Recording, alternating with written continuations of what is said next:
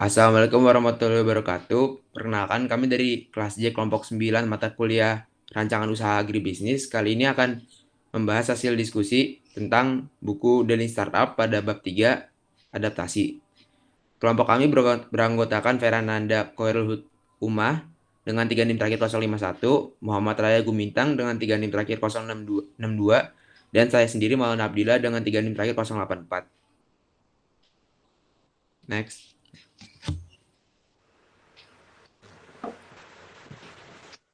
Seiring bertumbuhnya perusahaan akan membutuhkan proses dan sistem tambahan yang dirancang untuk mengoordinasikan operasi perusahaan pada setiap ukuran yang lebih besar.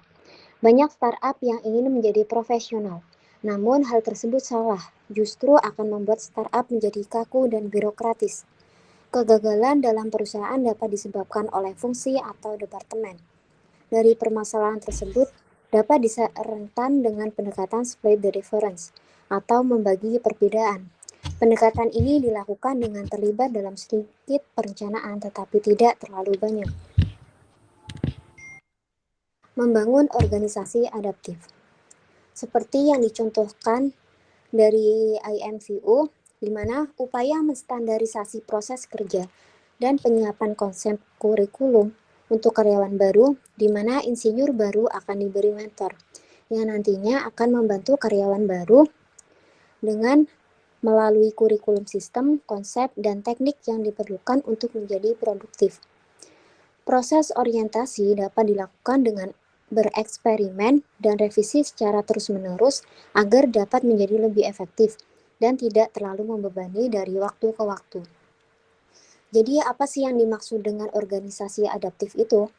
Organisasi adaptif itu dapat diartikan sebagai secara otomatis menyesuaikan proses dan kinerja dengan kondisi saat ini. Kebijakan The Five Whys. Teknik dikembangkan sebagai alat pemecahan masalah yang sistematis oleh Taichi Ohno, yaitu Bapak Toyota Production System.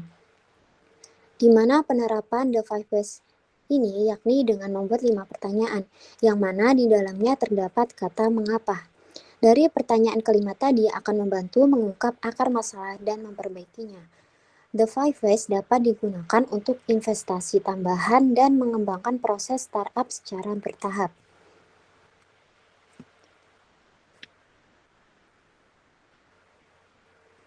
Cara menggunakan analisis Five Whys untuk membangun organisasi adaptif, pertama secara konsisten melakukan investasi profesional di setiap 5 tingkat hierarki.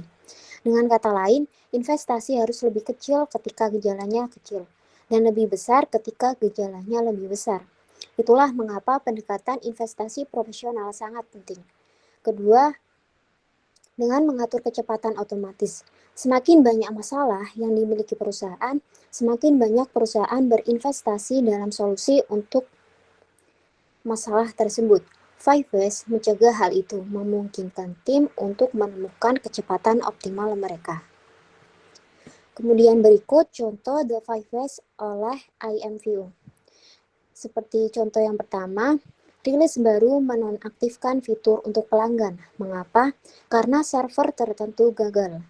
Kemudian kedua, mengapa server gagal? Karena subsistem yang tidak jelas digunakan dengan cara yang salah. Ketiga, mengapa digunakan dengan cara yang salah? Insinyur yang menggunakannya tidak tahu cara menggunakannya dengan benar.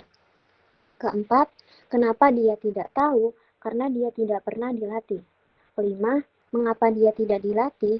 Karena manajernya tidak percaya pada pelatihan insinyur baru karena dia dan timnya yang terlalu sibuk.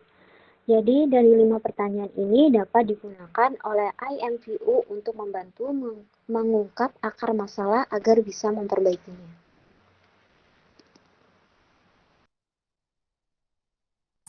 Selanjutnya ada The Curse of the Five Blames. Di sini ada mengapa Five Whys bisa menjadi Five Blames. Yang pertama ada salah mengambil langkah. Yang kedua ada ketidakpahaman mengenai Five Whys itu sendiri. Dan yang ketiga tidak ada pemegang otoritas. Suatu tim yang baru pertama kali menerapkan analisis Five Whys sebagai alat untuk memecahkan masalah terkadang terjebak pada kesalahpahaman. Hal tersebut justru dapat membuat para anggota tim saling tuding mengenai akar permasalahan dan saling melempar masalah. Next. Nah, ada aturan sederhana untuk memaksimalkan five whys. Yang pertama, selalu bertenggang rasa apabila terjadi masalah. Yang kedua, jangan biarkan kesalahan terulang 2 kali.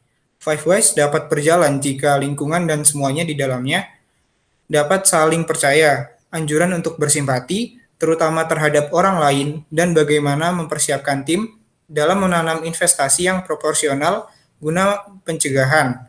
Five Whys dapat menguak fakta tak menyenangkan dari sebuah organisasi. Five Whys mengharuskan untuk menanamkan investasi berupa waktu dan uang guna pencegahan. Peran pemegang otoritas pada analisis Five Whys agar proses dapat berjalan hingga selesai dan juga temuan rekomendasi dari analisis Five Whys dapat diimplementasikan serta bertindak sebagai penengah jika ada terjadi perselisihan. Next.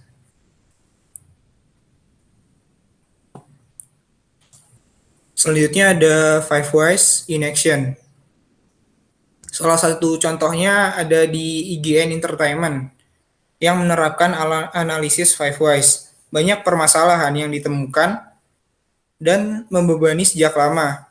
Beberapa hal penting yang terlewat dalam analisis Five Whys di IGN. Yang pertama ada analisis IGN yang terlambat membuat persoalan lama yang sudah berakar dari masalah sistematik.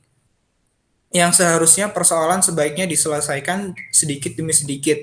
Yang kedua ada ketidakhadiran secara menyeluruh pada saat analisis Five Whys yang justru membuat borosnya waktu dan tenaga yang dikeluarkan untuk jangka panjang.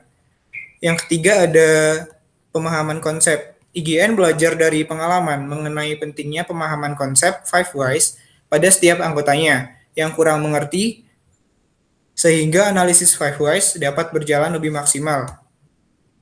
Pada awal Five Whys terkesan memang hanya berfungsi untuk menguak persoalan teknis dan menyajikan pencegahan masalah. Namun semakin mendalam mempelajari hal tersebut akan semakin memahami bagaimana bekerja sama dengan padu. X. Ya, selanjutnya saya akan membahas tentang pengalaman membangun organisasi adaptif, contoh kasus pada QuickBooks. QuickBooks sendiri adalah situs yang diluncurkan oleh Intuit dengan tujuan mempermudah pengusaha besar maupun kecil dalam bidang finansial seperti pengeluaran dan pemasukan, pembayaran pajak, urusan perbankan, dan lain-lain. Pada waktu itu, kepuasan pelanggan sempat turun pada QuickBooks, di mana mereka memperbarui fitur utama mereka, namun justru mengalami kendala teknis sehingga menghambat proses penggunaan situs tersebut. Belajar dari kasus tersebut, maka proses pengembangan dirubah melalui 4 prinsip utama, yaitu 1. Pembentukan tim yang lebih kecil serta terlibat penuh dalam kegiatan. Yang kedua, penggunaan siklus waktu yang lebih pendek. Ketiga, umpan balik pelanggan yang dipercepat. Dan terakhir, pemberdayaan tim untuk keputusan cepat dan berani. Tim terlibat dalam menciptakan teknologi, proses, dan sistem baru. Selain itu, pelanggan dilibatkan sejak awal setiap konsep fitur, dan yang terakhir, tim lintas fungsi dibentuk berdasarkan ide-ide baru. Secara historis, QuickBooks telah dibangun dengan tim besar dan waktu siklus yang panjang. Namun sekarang telah dirubah di mana tidak ada tim yang beranggotakan melebihi dari 5 orang, dengan fokus mengulangi interaksi dengan pelanggan secepat mungkin, dan menjalankan eksperimen untuk pembelajaran yang harus dikerjakan. Seiring dengan pertumbuhan lean startup, mereka harus bisa menggunakan teknik adaptif untuk mengembangkan proses yang lebih kompleks tanpa melepaskan keunggulan utama mereka. Ya, sekian dari kelompok 9. Kurang lebihnya mohon maaf. Wassalamualaikum warahmatullahi wabarakatuh.